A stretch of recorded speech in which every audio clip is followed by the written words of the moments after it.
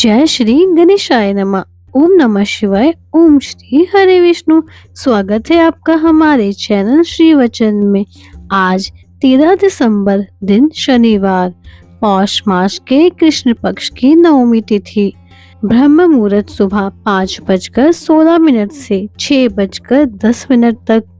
सूर्योदय लगभग 7:04 और सूर्यास्त शाम 5:26। राहु काल का समय सुबह 9:40 से 10:58 तक। आज हम बताने जा रहे हैं पौष मास कथा अध्याय 9।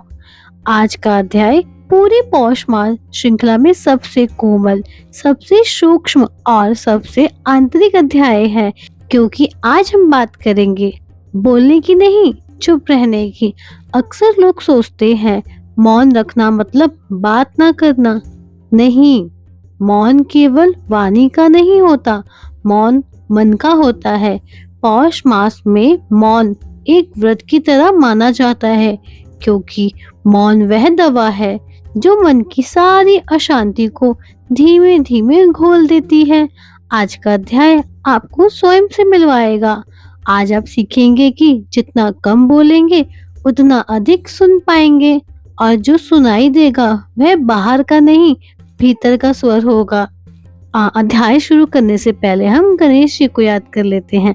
जब हम गणेश जी की मूर्ति देखते हैं तो एक बहुत गहरी बात दिखती है। वह बहुत कम बोलते हैं। उनका स्वरूप ही मौन का संदेश देता है। गणेश जी का बड़ा पेट सब कुछ सहने की क्षमता का प्रतीक है। बड़े कान शांत सुनने की क्षमता का, और छोटी सूंड कम बोलने की शिक्षा का। गणेश जी सिखाते हैं मौन वह शक्ति है जो वाणी नहीं दे सकती। जब मनुष्य मौन में बैठता है तो वह दुनिया को नहीं, अपने आप को सुनना शुरू कर देता है।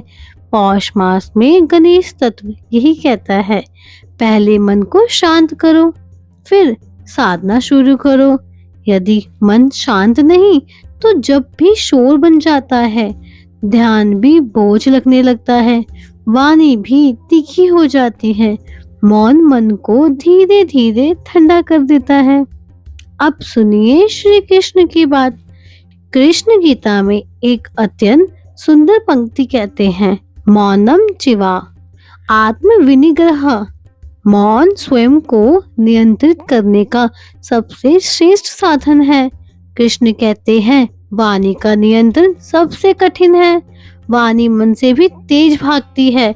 मन में विचार आया और वाणी तुरंत बाहर निकल गई, लेकिन मौन विचार को रोकना सिखाता है, और जब विचार रुकता है तो मन हल्का होता है।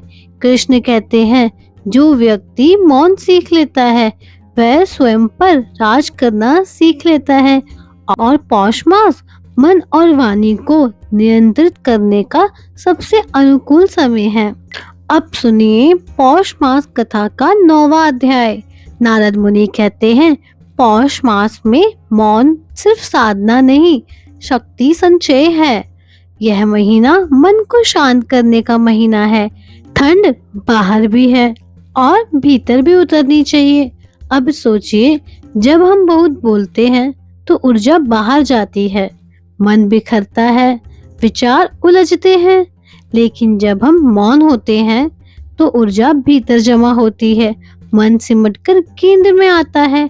जब गहरा होता है और ध्यान स्थिर होता है तो पौष मास में मौन मन को मजबूत बनाता है।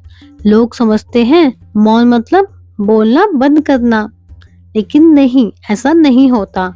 मौन 3 प्रकार के होते हैं। पहला, वाणी का मौन, जैसे कम बोलना, कटुवाणी ना बोलना।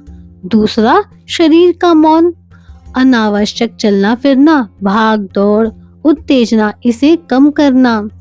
तीसरा, मन का मौन, यह सबसे कठिन है। जैसे जब मन ना शिकायत करे, ना चिंता करे, ना किसी की निंदा करे, यह मन का मौन है। पौष मास मन के मौन की साधना है। अब सुनिए पौष मास की एक सुंदर कहानी। एक बार एक ऋषि के पास एक युवा साधक आया। उसने कहा, गुरुदेव, मैं साधना करना चाहता हूँ, मुझे कोई कठिन व्रत दीजिए। ऋषि मुस्कुराए और बोले, यह तो बहुत सरल व्रत है, आज तुम पूरे दिन मौन रहो। साधक ने सोचा, यह तो बहुत आसान है। पहले घंटे में उसे कोई कठिनाई नहीं हुई।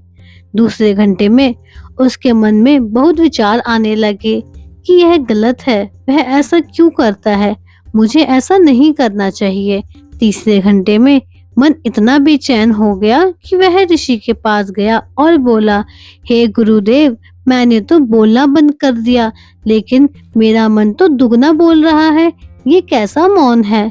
ऋषि हंसे और बोले, जब मन बोल रहा हो तो तुम चुप हो जाओ, वही सच्चा मौन है। आज तुमने अपनी वाणी नहीं, अपने मन को पहचान लिया। साधक रो पड़ा और उसे समझ आ गया कि मौन बाहर का नहीं, भीतर का होता है। यही पौष मास की सच्ची साधना है। इस कहानी को आप अपने जीवन से जोड़िए। हम भी बोलना कम करते हैं, पर मन तो भागता रहता है। मौन का उद्देश्य है मन को पकड़ना, मन को स्थिर करना।